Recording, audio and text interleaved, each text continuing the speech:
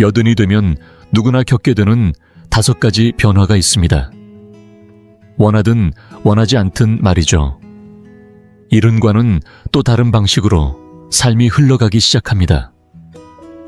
이 나이에 접어들면 누구에게나 공통적으로 찾아오는 변화들이 있습니다. 준비가 되었든 아니든 상관없이 말입니다. 이건 병이나 해결해야 할 문제가 아니라 나이를 거듭하면 자연스럽게 나타나는 인생의 흐름입니다. 어떤 변화는 당황스럽고 어떤 건 의외로 반가울 수도 있습니다.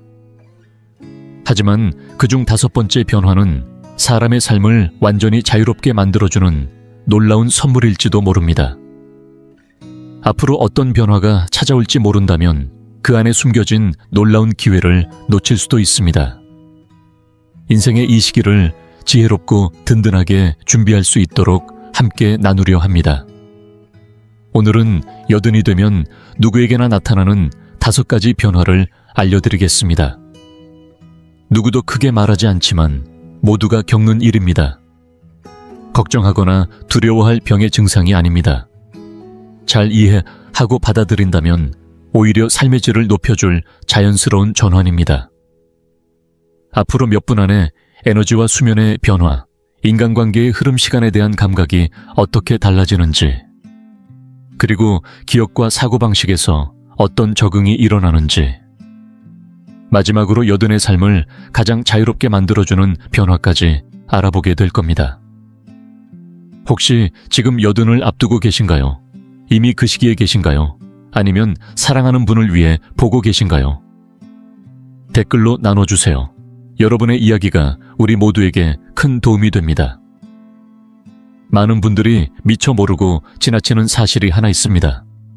이런 변화를 미리 알면 인생에서 가장 만족스러운 10년을 준비할 수 있다는 겁니다. 마지막 5번째 변화는 우리가 늙음에 대해 가졌던 생각 자체를 완전히 바꾸게 만들 겁니다. 이제 시작해 보겠습니다. 하나 에너지와 수면 리듬이 완전히 달라집니다. 여든이 되면 가장 먼저 찾아오는 변화는 바로 몸의 에너지 흐름과 수면 패턴입니다. 이전까지의 삶과는 전혀 다른 방식으로 몸이 움직이기 시작하죠. 단순히 피곤함의 문제가 아닙니다. 몸 전체가 새로운 리듬으로 재편되는 겁니다. 그런데 많은 사람들이 이 변화를 받아들이기보다는 이전처럼 살려고 애를 씁니다. 하지만 몸은 분명하게 신호를 보냅니다. 수십 년 동안 몸 안에서 시간을 알려주던 생체 시계가 앞당겨지기 시작합니다. 밤 8시에서 9시 사이면 졸음이 몰려오고 새벽 5시나 6시쯤이면 저절로 눈이 떠지죠. 에너지가 가장 왕성한 시간도 아침부터 이른 오후까지로 바뀝니다. 반면 오후 2시쯤에는 이전보다 훨씬 강하게 에너지가 떨어지는 걸 느끼게 됩니다. 이건 피로가 아니라 몸이 보내는 새로운 최적 리듬입니다. 수면의 깊이도 달라집니다. 깊은 잠보다는 얕은 수면 단계가 더 많아지고 밤중에 자주 깨어나는 일이 자연스럽게 일어납니다. 하지만 여기서 중요한 건 이런 변화가 불면이나 이상이 아니라는 겁니다.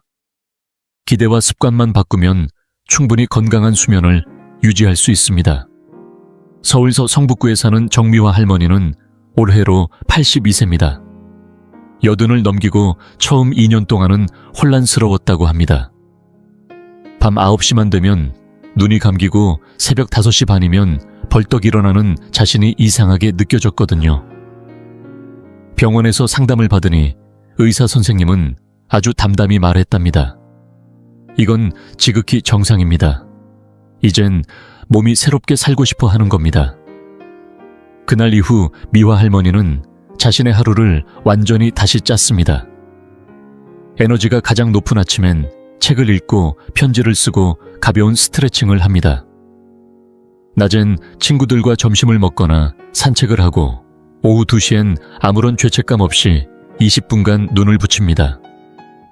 그리고 밤 9시엔 조용히 잠자리에 드는 걸 즐기죠. 놀라운 건 그렇게 살기 시작하고 나서 훨씬 더 활기차고 뿌듯한 하루를 보내게 되었다는 겁니다. 이제 이 변화를 잘 활용할 수 있는 3가지 실천법을 알려드릴게요. 첫째, 일주일 동안 자신의 에너지 흐름을 관찰해 보세요. 언제 집중이 잘 되고 언제 졸음이 오는지 적어보는 겁니다. 둘째, 하루 일과를 그 흐름에 맞게 재구성하세요. 중요한 일은 에너지가 충만할 때 하시고 쉬어야 할 때는 과감히 쉬세요. 셋째, 잠들기 1시간 전에는 조명을 낮추고 스마트폰이나 TV 같은 화면을 멀리 해주세요. 몸이 자연스럽게 잠을 준비할 수 있도록 도와주는 겁니다. 여기서 가장 중요한 건 마음가짐입니다. 몸이 약해진 게 아니라 지금 나이에 맞는 방식으로 더 효율적으로 작동하고 있는 거예요. 예전의 리듬에 억지로 자신을 맞추려 하지 않고 현재의 흐름에 맞춰 살기 시작하면 오히려 그 어느 때보다 충만하고 만족스러운 하루를 만들 수 있습니다. 여러분은 나이가 들면서 에너지 패턴에 어떤 변화를 느끼셨나요? 댓글로 여러분의 이야기를 나눠주세요. 그 경험이 누군가에게 큰 도움이 될 수 있습니다. 하지만 에너지 변화는 시작에 불과합니다.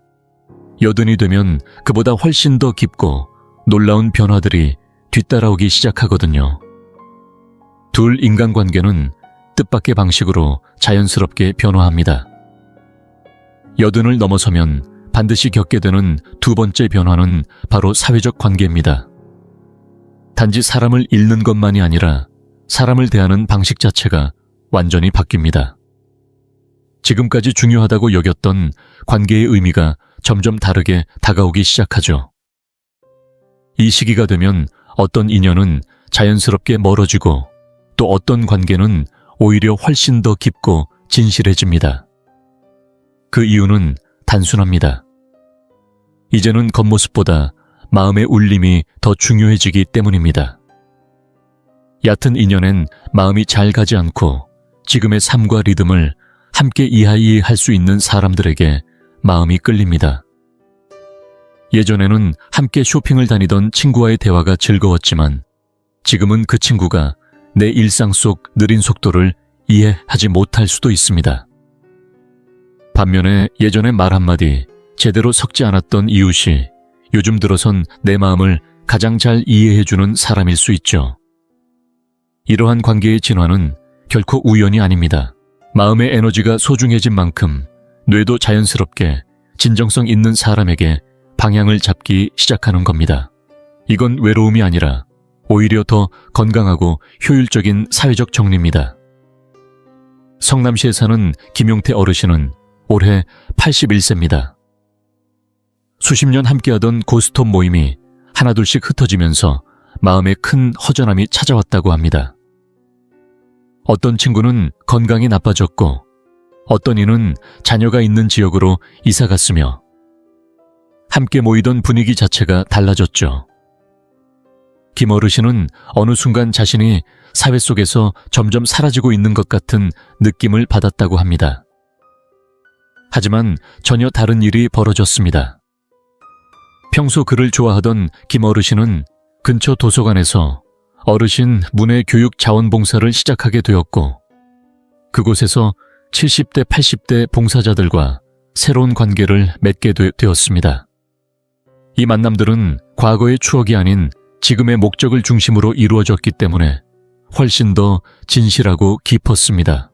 이후 김 어르신은 자녀들과의 관계도 달라졌다고 말합니다.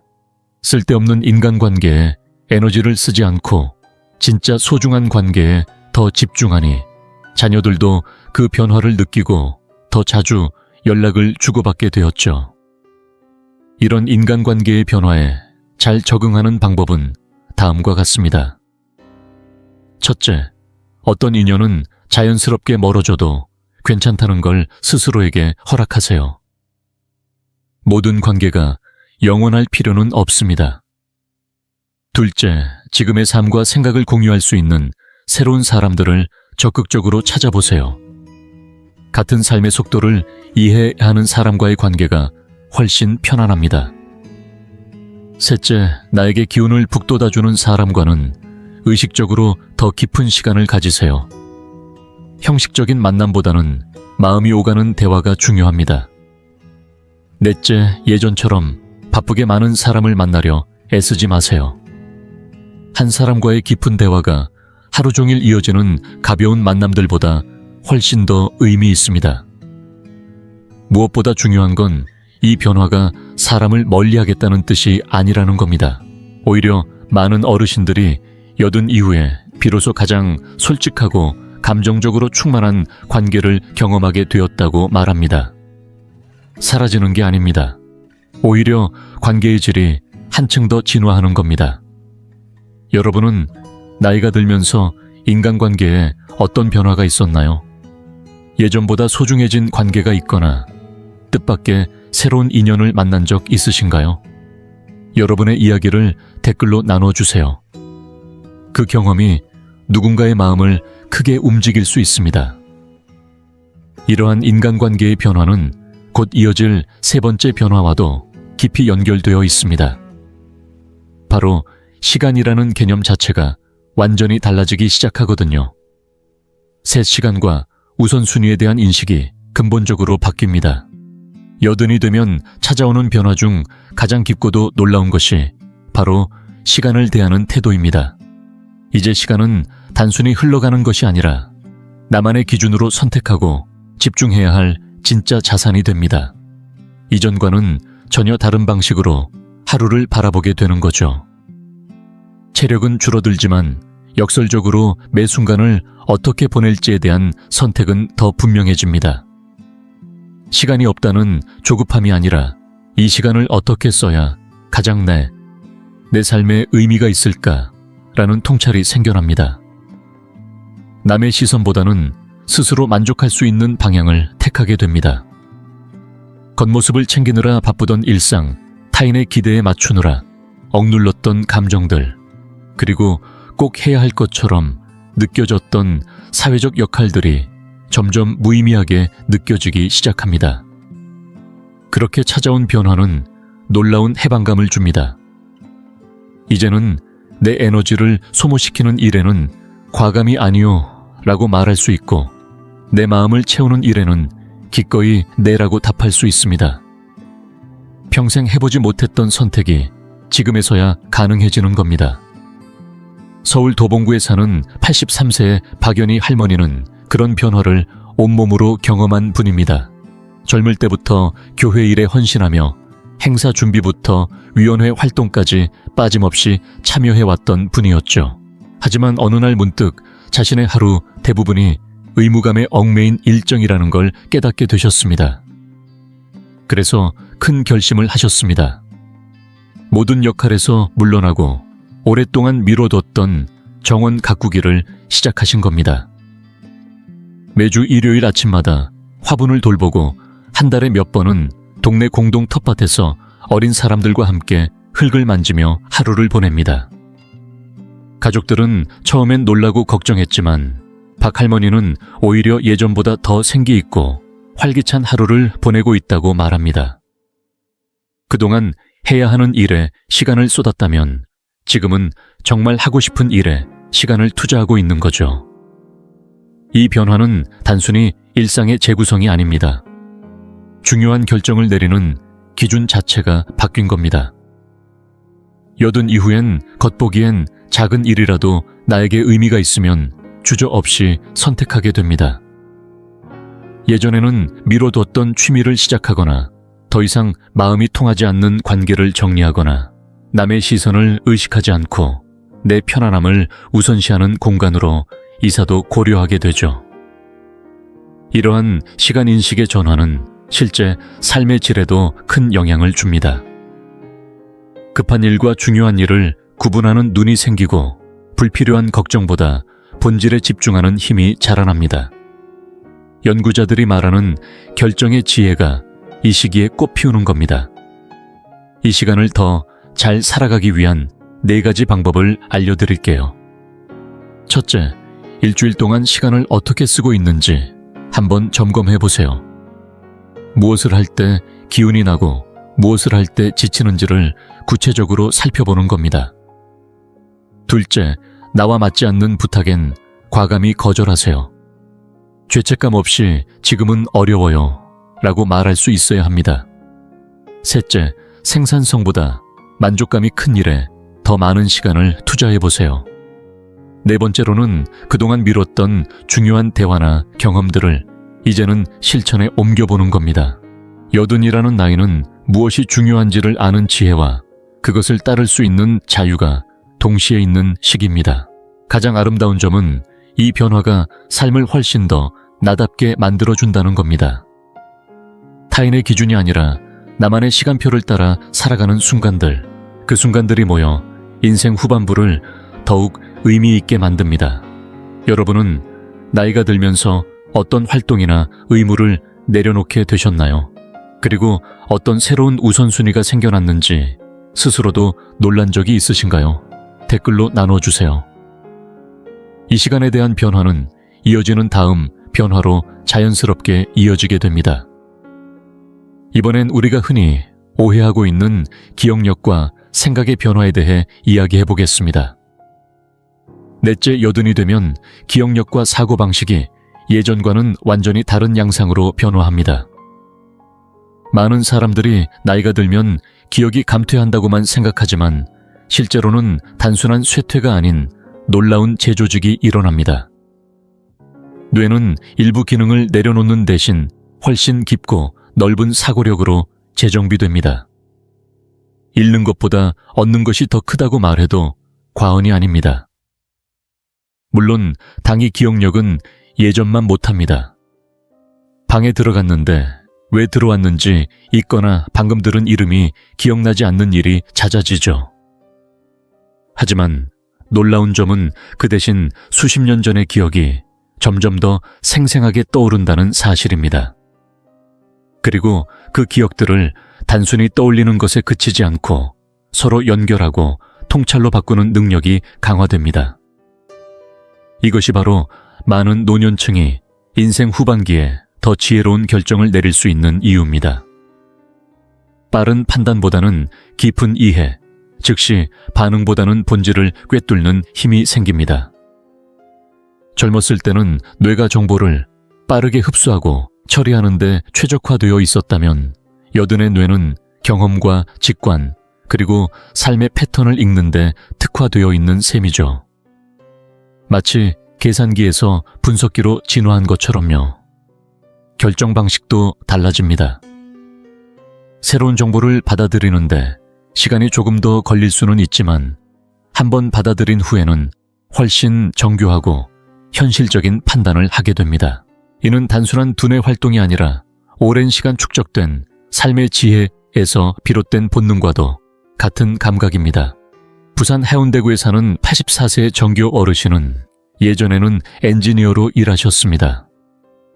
젊었을 땐 복잡한 설계 수치를 금방 외우고 계산도 순식간에 했지만 최근에는 숫자가 잘 외워지지 않아 당황하셨다고 합니다.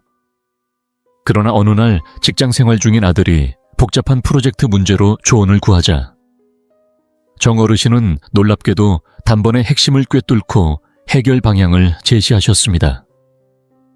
기술적으로 더 민첩한 후배들도 놓친 연결고리를 삶 전체를 관통한 통찰력으로 알아차리신 겁니다. 이후 정 어르신은 중요한 정보를 작은 수첩에 정리하기 시작했습니다. 반복되는 일상 정보는 외부에 맡기고 뇌의 에너지는 깊은 사고와 장기 계획에 집중한 거죠. 그는 지금도 지역 사회계획위원회에서 활동하며 문제 해결과 장기 전략 수립에 꼭 필요한 조언자 역할을 하고 계십니다. 이처럼 뇌는 다르게 작동하고 있을 뿐 결코 약해진 것이 아닙니다. 이 시기의 인지 능력을 최대한으로 살리기 위한 4가지 실천법이 있습니다. 첫째, 반복적이거나 자잘한 정보는 메모나 달력에 기록해두고 뇌에 부담을 주지 마세요. 그 공간을 더 중요한 사고에 활용하는 겁니다. 둘째, 전략 게임 세대 간 멘토링 인생 경험을 활용한 문제 해결 등 나의 패턴 인식 능력을 자극할 수 있는 활동에 참여해보세요. 셋째, 전혀 새로운 기술보다 기존의 지식 위에 쌓을 수 있는 배움에 집중하세요. 기존의 경험과 연결될 때 뇌는 훨씬 더 유연하게 반응합니다. 넷째 사고방식이 바뀐 것을 인정하고 받아들이세요. 느려진 것이 아니라 더 넓고 깊어진 것이라는 인식이 가장 중요합니다. 중요한 건 인지 노화는 단순한 감퇴가 아닙니다. 여든의 뇌는 30대 뇌와는 완전히 다른 방식으로 특화되어 있습니다. 그리고 이 특화는 지금 이 시기에 가장 필요한 통찰 사람을 보는 눈말의 진심을 가려내는 능력 상황의 본질을 꿰뚫는 힘으로 나타납니다. 안경을 어디에 뒀는지 까먹는 일이 잦아졌더라도 누군가가 속내를 숨기고 말할 땐 그 진위를 단번에 알아차릴 수 있습니다. 표면적인 말보다 맥락과 분위기를 읽어내는 능력은 세월이 준 선물입니다. 여러분은 나이가 들며 생각의 흐름이나 기억의 방식이 어떻게 달라졌다고 느끼시나요? 약해진 부분 대신 새롭게 떠오른 강점이 있으셨나요? 댓글로 나눠주세요. 이 기억과 사고의 진화는 곧 이어질 5번째 변화, 어쩌면 여든 이후 인생에서 가장 놀랍고 귀한 선물로 이어지는 예고편일지도 모릅니다. 5번째 변화는 여든을 맞이한 삶에서 가장 놀랍고도 아름다운 선물입니다. 예상치 못한 자유, 그리고 진짜 나 자신으로 살아간다는 감각은 수십 년 동안 쌓아온 외부의 기준과 역할 속에 묻혀있던 진짜 나를 조용히 깨웁니다. 이는 단순히 남의 시선을 덜 신경 쓴다는 차원의 변화가 아닙니다. 이제야 비로소 다른 누구도 아닌 내가 누구인지를 깨닫고 그 존재 그대로 살아갈 수 있는 시기가 찾아온 것입니다. 여든이 되면 한때 삶을 구성하던 외부의 압력들이 자연스럽게 사라집니다. 더 이상 직장에서 인정받아야 할 이유도 사회적 기준에 자신을 끼워 맞춰야 할 이유도 없어집니다. 자녀들은 성장했고 가족을 책임져야 했던 무게감도 대부분 내려놓았습니다. 그제야 비로소 많은 이들이 처음으로 진정한 선택의 자유를 마주하게 됩니다. 나는 무엇을 좋아하는 사람인가? 나는 어떤 방식으로 하루를 살고 싶은가? 라는 질문이 삶의 중심으로 떠오릅니다. 이 변화는 아주 다양한 모습으로 나타납니다. 오랜 세월 마음속에만 품어왔던 생각을 이제는 당당히 표현하게 되고, 비현실적이라 치부되던 취미나 관심사를 거리낌 없이 시작해보게 되며 타인의 기준보다 자신의 행복을 우선순위에 놓게 됩니다. 한때는 무서웠던 사람들의 평가나 시선도 이제는 그다지 중요하게 느껴지지 않지요. 서울 강북구에 사는 82세의 윤정희 할머니는 평생을 남편이 목회하던 교회의 사모로 살아왔습니다. 단정한 복장, 조심스러운 말투, 늘 남을 먼저 생각하는 삶. 겉으로 보기엔 흠잡을 데 없는 바른 어른이었지만 정작 자신의 열정과 개성은 철저히 숨긴 채 살아온 시간이었습니다. 그러던 윤 할머니는 여든이 넘어가던 어느 날 결심을 했습니다. 남들이 기대하는 모습이 아닌 이제는 진짜 내 마음이 원하는 삶을 살아보자고. 그날부터 화려한 색감의 옷을 입기 시작했고, 오래전부터 흠모하던 추상화에 도전해 거침없는 붓질을 시작했습니다. 그리고 그동안 참아왔던 솔직한 생각도 주변 사람들에게 서슴없이 말하기 시작했습니다. 처음엔 가족들이 당황했습니다. 늘 조용하고 조심스럽던 어머니 할머니가 갑자기 밝은 옷을 입고 독특한 그림을 그리며 생각을 거침없이 말하는 모습이 낯설었던 거죠. 그러나 곧 모두가 깨달았습니다. 지금의 윤정희 할머니가 오히려 훨씬 더 생기 있고 활기차고 사람답다는 것을. 특히 손주들은 그런 할머니를 가장 좋아하게 되었고, 그림을 보며 함께 웃고 대화를 나누는 시간이 많아졌습니다. 자기다움을 회복한 사람은 다른 사람에게도 긍정적인 영향을 줍니다. 꾸며내는 말과 행동에 에너지를 소모하지 않으니 오히려 더 깊고 진솔한 관계를 맺을 수 있는 여유가 생기는 겁니다. 또한 삶의 방식도 달라집니다. 이젠 타당한 선택보다 행복한 선택을 하게 됩니다. 나이에 맞는 활동보다는 내가 진심으로 즐거운 일을 택하고 주변의 기대보다 내 감정과 에너지를 기준 삼아 하루를 구성하게 됩니다. 물론 이 자유는 무책임하거나 이기적인 태도와는 다릅니다. 오히려 어떤 관계와 의무가 정말 중요한지, 어떤 의견은 경청할 가치가 있고 어떤 것은 흘려보내도 되는지를 분별할 수 있는 지혜가 생긴다는 점에서 훨씬 더 정제되고 깊이 있는 자유입니다. 이 자유를 삶 속에서 온전히 누리기 위해선 몇 가지 실천이 필요합니다. 첫째, 나는 누구의 기대에 따라 살아왔는가를 돌아보며 나의 진짜 가치와 신념을 다시 정리해보세요. 둘째, 이제부터는 내 기쁨과 만족을 기준으로 선택할 수 있도록 스스로에게 명확한 허락을 내리세요. 셋째, 마음속에만 품었던 생각이나 취향을 조금씩 밖으로 표현해보세요. 생각보다 많은 사람들이 진심으로 반응해 줄 수 있습니다. 넷째, 그 자유를 변화를 위한 기회로 삼아보세요. 그동안 안 될 것 같아서 내가 할 수 있을까 하며 미뤄왔던 일들에 다시 손을 뻗어보세요. 어쩌면 지금이야말로 가장 좋은 때일 수 있습니다. 놀라운 건 이렇게 살기 시작한 많은 어르신들이 여든이 되어 처음으로 나 자신처럼 살고 있다는 이야기를 한다는 사실입니다. 그동안의 역할과 기대는 선택사항이 되었고, 이제는 어떤 옷을 입을지, 어떤 표정을 지을지, 어떤 삶을 살지 스스로 고를 수 있게 된 거죠. 여러분은 나이가 들면서 더 솔직하고 자유롭게 변화하고 있다고 느끼신 적이 있나요? 예전에는 드러내지 못했던 나만의 모습, 이제는 더 자연스럽게 표현하게 된 부분이 있다면 어떤 건가요? 혹은 내려놓은 사회적 기대가 있다면 그것은 어떤 것이었나요? 여러분의 이야기를 댓글로 나눠주세요.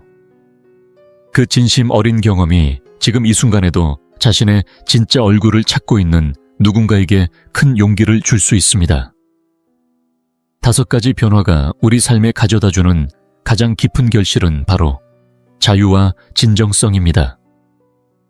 에너지의 흐름이 달라지며 삶의 우선순위가 분명해지고 인간관계는 겉이 아닌 속을 나누는 방향으로 정리되며 시간과의 관계는 더 이상 흘러가는 것이 아니라 어떻게 쓸 것인가를 중심으로 재구성됩니다. 거기에 기억과 사고의 방식까지 변하면서 우리는 속도보다 통찰을, 효율보다 의미를 중요하게 여기게 됩니다. 그리고 그 모든 변화가 모여 만들어내는 마지막 선물이 바로 나답게 사는 용기입니다. 이제 이 나이는 단지 견디고 버티는 시간이 아니라 진짜 나로 살아갈 수 있는 가능성이 활짝 열린 시기입니다. 그동안 쌓아온 수많은 경험 수 없이 반복한 선택들, 한 번도 놓지 못했던 책임과 역할들, 그 모든 것이 이제는 새로운 기준 아래에서 다시 정돈되기 시작합니다. 나의 몸이 보내는 신호를 이해하면서 오늘 하루를 어떻게 살 것인가를 선택하고 불필요한 관계를 정리하며 나에게 진짜 의미 있는 사람들과의 시간을 늘리고 시간에 쫓기지 않고 시간을 내 편으로 삼는 법을 익히고 머리의 속도보다 마음의 방향에 귀를 기울이기 시작합니다. 이 5가지 변화는 우리가 흔히 이야기하는 노화라는 개념과는 완전히 다른 결을 가지고 있습니다. 이것은 무너짐이 아니라 새로운 질서로의 재구성입니다. 여든의 나는 젊었을 때의 나보다 약해진 존재가 아닙니다. 오히려 지금 이 순간 나는 나만의 방식으로 더욱 정제되고 더 유능하며 더 통찰력 있는 존재로 다듬어지고 있는 중입니다. 중요한 건 이 변화들을 받아들이는 시선입니다. 이것을 잃는 것으로 보면 모든 것이 버겁고 두렵겠지만 이것을 새롭게 바뀌는 구조로 받아들이면 삶은 훨씬 더 유연하고 가볍고 풍요로워집니다. 실제로 여든을 맞이한 많은 분들이 이렇게 말합니다. 요즘이 내 인생에서 가장 나답게 사는 시기인 것 같아. 왜냐하면 이제는 남이 정한 시간표가 아니라 내가 고른 기준으로 하루를 구성할 수 있기 때문입니다. 여러분은 이 5가지 변화 중 어떤 부분이 가장 놀라웠나요? 혹은 지금 이미 그 변화를 겪고 계시다면 어떤 변화가 가장 긍정적이었나요? 댓글을 통해 여러분의 이야기를 들려주세요. 그 경험 하나하나가 이 여든이라는 인생의 문턱 앞에 선 또 다른 누군가에게 큰 힘이 될 수 있습니다. 혹시 오늘 영상이 여러분의 시선을 조금이나마 바꾸는 계기가 되었다면 주변에 이 이야기가 필요한 누군가에게 나눠주세요. 그리고 이 채널이 여러분과 함께 늙어가는 모든 순간을 따뜻하게 동행할 수 있도록 구독 버튼도 살포시 눌러주세요. 우리 모두의 삶은 어느 나이에서든 충분히 가치 있고 충분히 빛날 수 있으니까요. 혹시 매일 올바른 과일을 먹는 것이 더 길고 건강한 삶을 사는 비결이라면 어떨까요? 누구나 좋은 식습관이 장수의 중요한 역할을 한다는 것은 알고 있지만 많은 분들이 특정 과일에는 노화를 늦추고 심장을 보호하며 90대 이후까지도 뇌를 또렷하게 유지해주는 강력한 성분이 들어있다는 사실을 잘 모릅니다. 게다가 이런 과일들은 구하기 쉽고 맛있게 먹을 수 있어 더욱 좋습니다. 이번 영상에서는 어르신들이 매일 섭취해 건강을 극대화하고 100세 장수를 누릴 수 있는 기적의 과일 5가지를 소개해드립니다. 각각의 과일은 뇌 건강을 지켜 기억력을 보호하고 혈관을 깨끗하게 유지하며 면역체계를 강화해 질병에 맞설 수 있도록 필수 영양소를 풍부하게 담고 있습니다.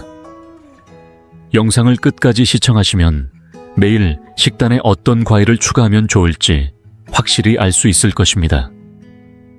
이를 통해 오랫동안 활기차고 독립적인 삶을 유지하는 데 도움이 되실 겁니다. 마지막으로 소개해드릴 과일은 과학적으로 염증 감소, 소화, 개선 수명 연장과도 연관되어 있는 아주 강력한 효능을 지닌 과일이니 꼭 놓치지 마시기 바랍니다. 그리고 본격적으로 시작하기 전에 당신에 대해 조금 더 알고 싶습니다. 지금 이 영상을 보고 계신 당신은 몇 살이신가요? 그리고 어느 지역에서 시청 중이신가요? 댓글로 남겨주세요. 당신의 이야기를 읽는 것은 저에게 큰 기쁨이 될 것입니다. 당신이 나누어 주시는 삶의 경험 하나하나가 우리의 이 공간을 더욱 따뜻하고 가까운 곳으로 만들어줄 거라고 믿습니다.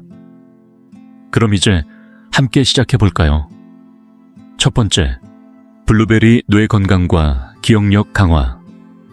첫 번째로 소개할 과일은 바로 블루베리입니다. 뷰레인 베리 브레인 베리라는 별명이 괜히 붙은 게 아닙니다. 이 작고 진한 남보랏빛 과일은 보기만 해도 싱그럽고 탐스럽지만 그 속에는 나이가 들수록 누구나 한 번쯤 걱정하게 되는 뇌 건강을 지키는데 꼭 필요한 강력한 항산화 성분이 듬뿍 담겨 있습니다. 특히 뇌 기능이 떨어지면 기억력이 흐릿해지고 일상의 소소한 일들을 자꾸 놓치게 되는데 블루베리는 이런 문제를 예방하는 데 도움을 주는 과일로 손꼽힙니다. 나이가 들면 몸을 튼튼히 하는 것만큼이나 뇌를 건강하게 유지하는 것이 중요해집니다.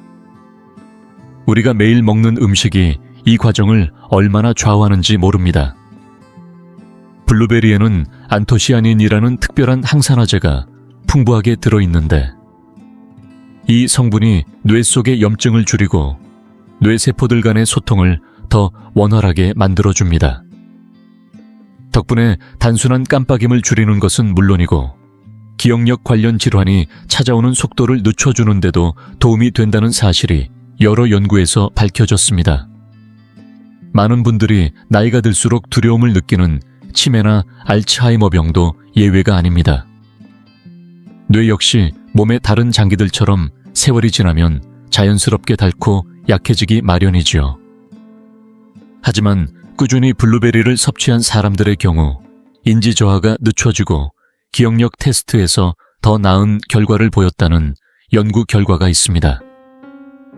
단순히 병을 막아주는 것만이 아니라 매일의 삶 속에서 독립성과 정신적 명료함을 유지하며 살아가는 데에도 블루베리는 큰 도움을 주는 과일입니다.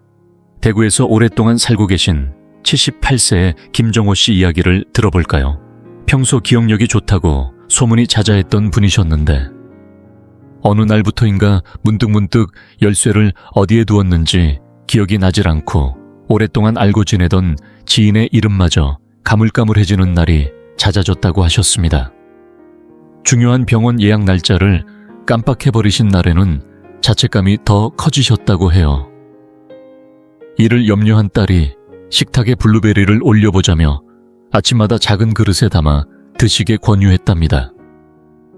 사실 처음에는 별 기대 없이 드셨지만 몇 달이 지나자 김정호 씨는 집중력이 한층 좋아지고 전보다 기억이 또렷해졌다고 말씀하시더군요. 기분도 예전보다 한결 안정되고 사소한 일에도 여유가 생기셨다고 합니다.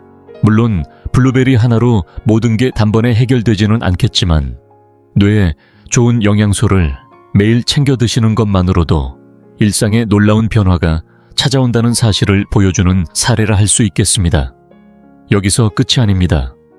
블루베리는 뇌혈류를 개선해 산소와 영양분이 더 원활히 공급되도록 돕고 산화 스트레스를 줄여 뇌세포가 손상되는 것을 방지하는 역할까지 톡톡히 해냅니다.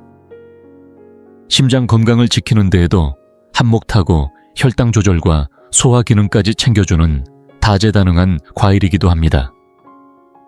무엇보다 이 블루베리를 식단에 손쉽게 포함시킬 수 있다는 점이 매력적이지요. 오트밀 위에 토핑으로 올려도 좋고 스무디에 넣거나 간단한 간식으로 즐겨도 좋습니다. 여기서 중요한 건 꾸준함입니다. 뇌는 우리가 건강하게 오래 살기 위해 가장 소중히 돌봐야 할 기관 중 하나입니다. 블루베리는 이를 위한 가장 간단하고도 효과적인 방법 중 하나이지요. 그리고 하루라도 빨리 시작할수록 그 효과는 더 크게 다가온다는 사실을 꼭 잊지 않으셨으면 좋겠습니다.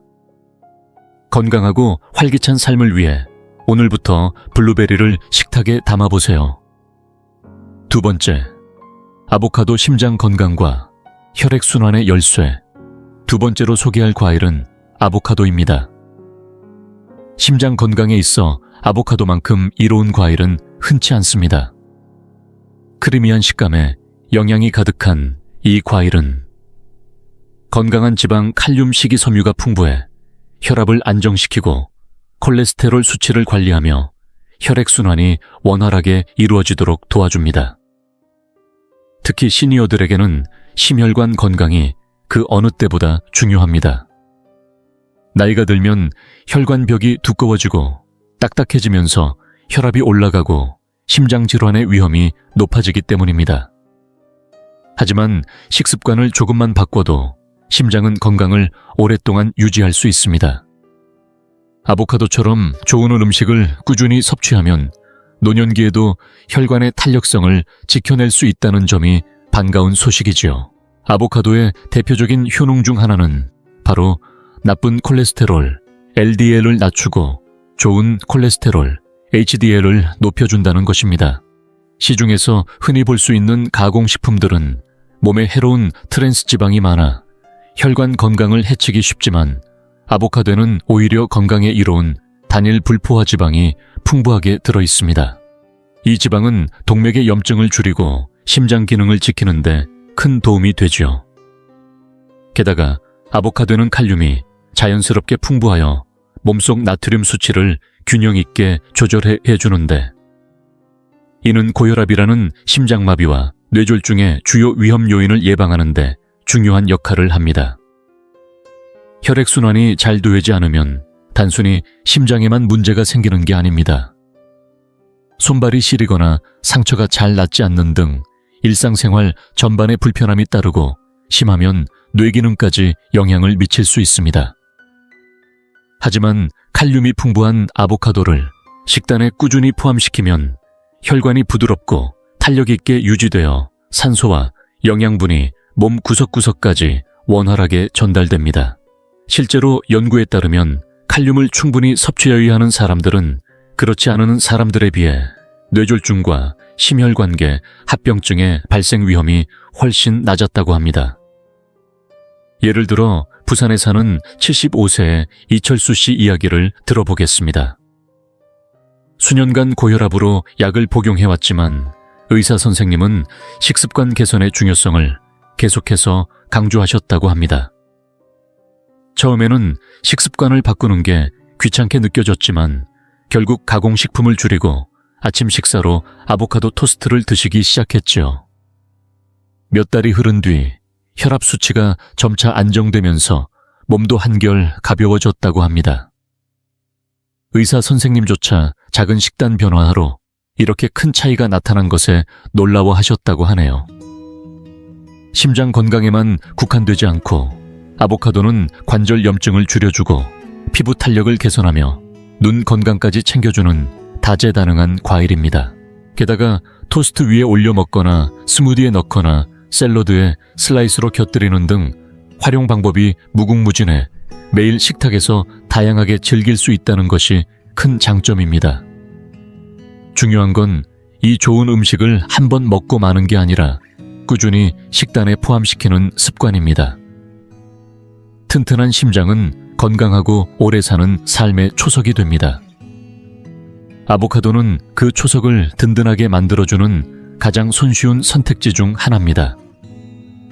혈액순환과 콜레스테롤 관리에 도움을 주는 과일이지만 다음에 소개할 과일은 세포 손상까지 막아주며 혈류 개선과 노화 방지에 탁월한 힘을 지닌 진정한 장수 과일이니 기대해도 좋습니다.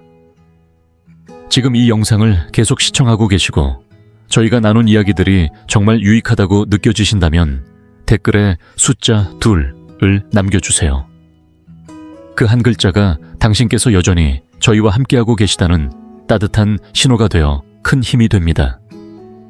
아직 채널을 구독하지 않으셨다면 지금 구독 버튼을 누르시고 알림 설정도 함께 해주세요.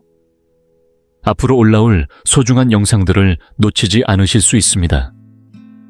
당신의 응원은 저희에게 큰 힘이 됩니다. 당신 덕분에 저희는 정보를 전하고 마음을 나누며 조금이나마 희망의 빛을 전할 수 있는 영상을 계속 만들 수 있습니다. 앞으로도 저희와 함께 걸어가 주세요. 감사합니다. 세 번째, 석류 혈액순환과 노화 방지의 열쇠. 세 번째로 소개할 과일은 바로 석류입니다. 예로부터 석류는 장수와 활력의 상징으로 여겨져 왔는데 이는 단순한 전설이 아니라 과학적으로도 충분히 뒷받침되는 이야기입니다. 진한 붉은 빛이 매력적인 이 과일에는 폴리페놀이라는 강력한 식물성 화합물이 풍부해 혈액순환을 개선하고 염증을 줄이며 세포를 손상으로부터 보호하는 데 탁월한 효능을 발휘합니다. 노년기에 들어서면 단순히 심장 건강뿐 아니라 몸 전체의 활력을 위해서도 원활한 혈액순환이 정말 중요해집니다. 혈액순환이 느려지면 뇌 기능부터 관절의 움직임까지 전반적으로 영향을 받게 되지요. 하지만 석류를 식단에 꾸준히 추가하면 마치 잘 관리된 기계처럼 몸이 원활하게 작동하도록 도와줍니다. 석류의 대표적인 장점 중 하나는 심혈관 건강을 지켜주는 데 있습니다. 석류에 들어있는 항산화 물질은 혈관을 이완시켜 혈액이 자유롭게 흐를 수 있도록 돕습니다. 이 과정에서 심장에 가해지는 부담이 줄어들고 고혈압이나 심장마비 뇌졸중의 위험도 낮아집니다. 실제로 석류 주스를 마시거나 석류 알갱이를 꾸준히 섭취한 사람들의 경우 혈액순환이 개선되고 동맥 기능이 좋아졌다는 연구 결과도 있습니다. 이는 노년기를 건강하게 보내는데 꼭 필요한 요소들이지요. 그러나 석류의 이점은 심장 건강에만 머물지 않습니다. 석류는 강력한 노화 방지 효과로도 잘 알려져 있습니다. 나이가 들면 활성산소가 세포를 손상시켜 주름 관절통, 심지어 만성질환까지 유발하는데요. 석류 속 항산화 물질은 이러한 해로운 활성산소를 중화시켜 세포 손상을 늦추고 몸속 깊은 곳부터 노화를 늦추는 데 도움을 줍니다. 이는 단순히 주름을 줄이는 데 그치지 않고 관절 통증 감소, 피부 탄력 개선, 알츠하이머와 같은 퇴행성 질환에 위험 감소에도 기여합니다. 부산에 거주하는 80세 김영자 씨 이야기를 들어볼까요? 오랫동안 관절이 뻣뻣하고 쉽게 피로를 느끼셨던 분이셨는데 석류의 효능을 알게 되신 후 아침 식사에 신선한 석류 주스를 챙겨 드시기 시작했다고 합니다. 처음에는 단순한 건강음료라고 생각하셨지만 시간이 지나면서 관절이 한결 부드러워지고 무릎 통증도 눈에 띄게 줄어들었으며 에너지 수준까지 높아졌다고 합니다. 작은 변화가 일상의 질을 얼마나 크게 바꿔놓는지 몸소 체험하신 셈이지요. 석류의 또 다른 큰 장점은 면역력을 높여준다는 점입니다. 석류에는 비타민C가 풍부해 몸이 감염과 싸울 수 있도록 돕고 면역 체계를 튼튼하게 유지해줍니다. 면역력이 떨어지기 쉬운 시니어 분들에게는 감기, 독감, 기타 질병을 예방하는 데 큰 힘이 되어줄 수 있는 과일이지요. 석류를 식단에 포함시키는 것은 생각보다 쉽습니다. 알갱이를 그대로 드셔도 좋고 요거트에 뿌려 먹거나 스무디에 섞어 마셔도 됩니다. 혹시 신선한 석류를 구하기 어렵다면 설탕이 첨가되지 않은 고품질 석류 주스를 선택하셔도 좋습니다. 중요한 건 규칙적으로 섭취해 몸이 장기적으로 혜택을 받을 수 있도록 하는 것입니다. 건강한 심장, 원활한 혈액순환, 그리고 노화 방지까지 석류는 그야말로 다 갖춘 과일이라 할 수 있습니다. 물론 오늘 소개한 석류도 좋지만 다음에 소개할 과일 역시 소화기 건강은 물론 면역력까지 챙겨주는 보물 같은 과일이니 끝까지 함께해 주시길 바랍니다. 네 번째, 파파야 소화 건강과 면역력의 든든한 조력자. 네 번째로 소개할 과일은 파파야입니다. 장수를 떠올릴 때 처음 생각나는 과일은 아닐 수도 있지만 파파야야말로 건강한 노후를 위한 보물 같은 과일입니다. 이 열대 과일은 강력한 소화 효소와 각종 비타민 항산화제가 가득 들어있어 소화를 돕고 영양소 흡수를 높여주며 면역 체계를 튼튼하게 만들어줍니다. 특히 노년기에는 장 건강이 단순히 불편함을 줄이는 차원을 넘어 몸 전체의 건강과 활력에 큰 영향을 미칩니다. 나이가 들수록 소화 기능이 떨어지면 복부팽만, 변비 영양 흡수, 저하 등이 에너지와 건강을 갉아먹게 되죠. 이럴 때 파파야에 함유된 천연 효소인 파파인, 이 단백질을 분해해 소화를 한결 쉽게 만들어주고 식후 불편함을 줄여줍니다. 노년기에 접어들면 음식에서 필요한 영양소를 충분히 흡수하는 일조차 쉽지 않습니다. 몸이 예전만큼 비타민과 미네랄을 흡수하지 못하기 때문이죠. 하지만 파파야는 풍부한 식이섬유 비타민C, 엽산을 골고루 함유해 식사에서 영양소를 더 많이 끌어낼 수 있도록 도와줍니다.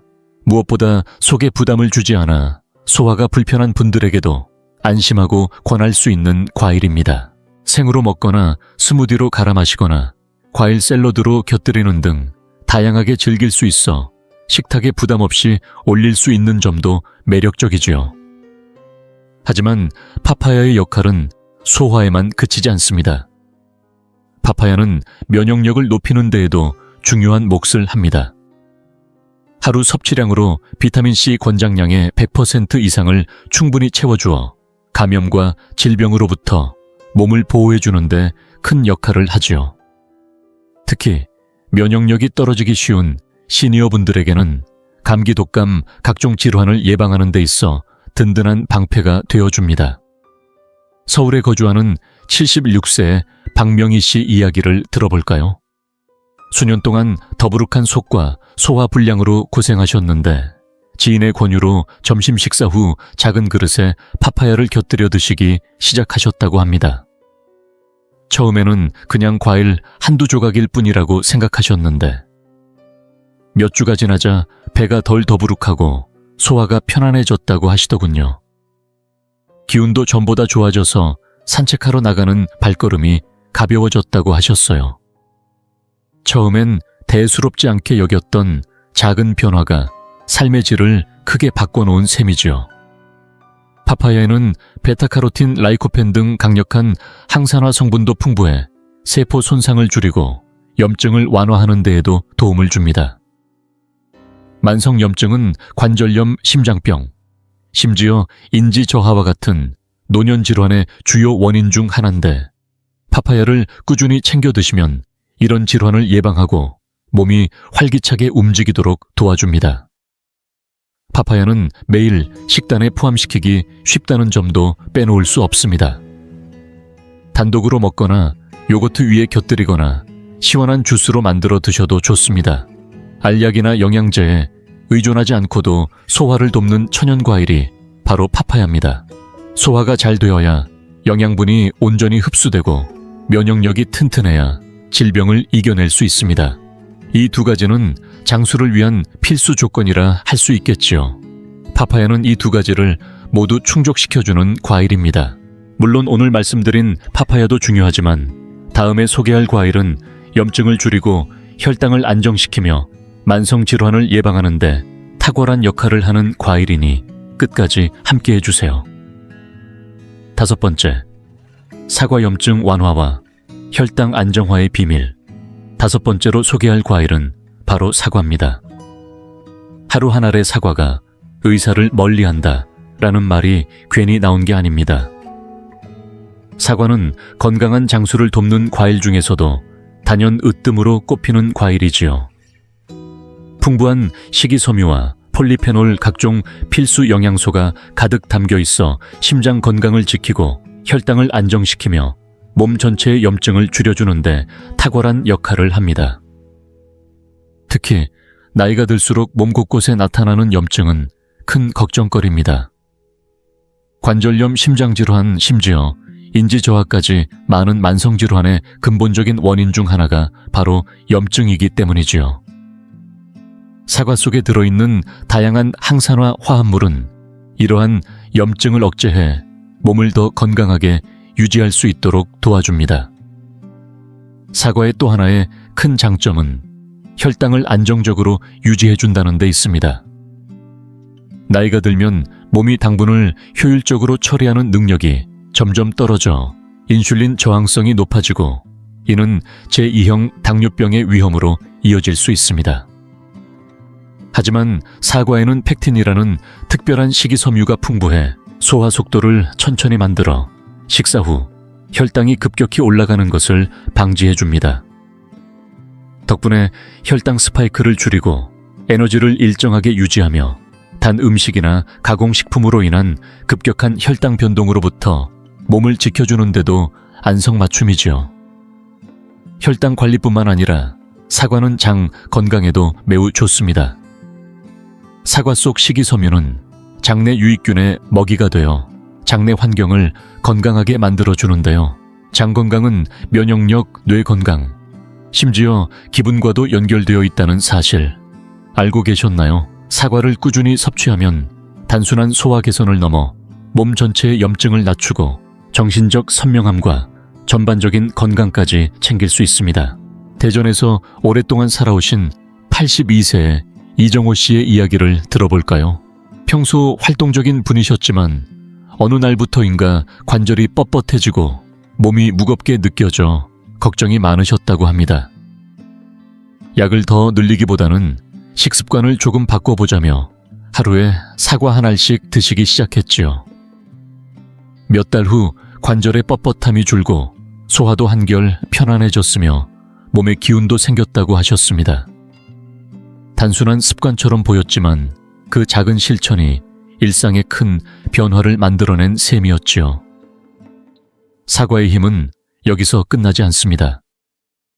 사과에는 혈압을 낮추고 혈액순환을 개선하며 산화, 스트레스를 줄이는데 도움을 주는 폴리페놀이 풍부합니다. 이러한 효과 덕분에 장수와 밀접한 심혈관 건강에도 이로운 작용을 하지요. 실제로 사과를 꾸준히 섭취하는 사람들은 뇌졸중이나 심혈관 질환의 위험이 낮다는 연구 결과도 있을 만큼 사과는 최고의 심장 건강 과일이라 할 수 있습니다. 또한 사과는 일상 속에서 정말 간편하게 즐길 수 있는 과일입니다. 별다른 준비 없이 그냥 깎아서 드셔도 좋고 땅콩 버터를 살짝 발라 간식으로 드셔도 맛있습니다. 샐러드에 넣거나 시원한 간식으로도 훌륭하니 매일의 식단에 부담 없이 더할 수 있는 것이지요. 장수를 위한 삶은 단순히 오래 사는 것만이 아니라 건강하게 그리고 스스로의 몸을 잘 돌보며 살아가는 것입니다. 사과는 그 변화를 매일매일 자연스럽게 만들어주는 가장 손쉬운 과일 중 하나입니다. 오늘 소개한 모든 과일들이 건강에 도움을 주는 건 사실이지만 진정한 힘은 바로 꾸준함에서 옵니다. 이렇게 좋은 음식을 매일의 습관으로 만들어야 에너지가 높아지고 독립성을 유지하며 건강하게 나이 들어갈 수 있습니다. 마지막으로 오늘 영상에서 살펴본 5가지 과일이 노년의 건강과 활력, 그리고 장수에 얼마나 큰 도움이 되는지 다시금 떠올려 보겠습니다. 뇌 기능을 지켜주는 블루베리부터 심장을 든든히 지켜주는 아보카도 혈액순환을 돕는 석류 소화를 편안하게 해주고 면역력을 높여주는 파파야, 그리고 염증을 완화하고 혈당을 안정시키는 사과까지. 각각의 과일은 몸을 강하고 탄탄하게 만들어주는 저마다의 중요한 역할을 하고 있습니다.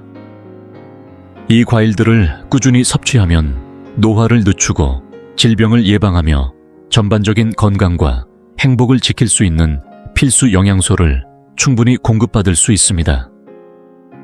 하지만 여기서 중요한 점은 장수를 위한 건강 관리가 단순히 어떤 한 가지 음식을 가끔 먹는 데서 그치는 것이 아니라는 사실입니다.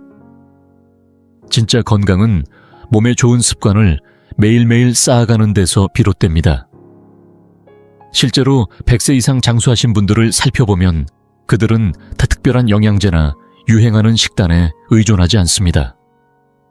대신 오늘 영상에서 소개한 것처럼 자연 그대로의 영양소가 풍부한 음식을 식탁에 꾸준히 올리며 건강을 지켜왔습니다.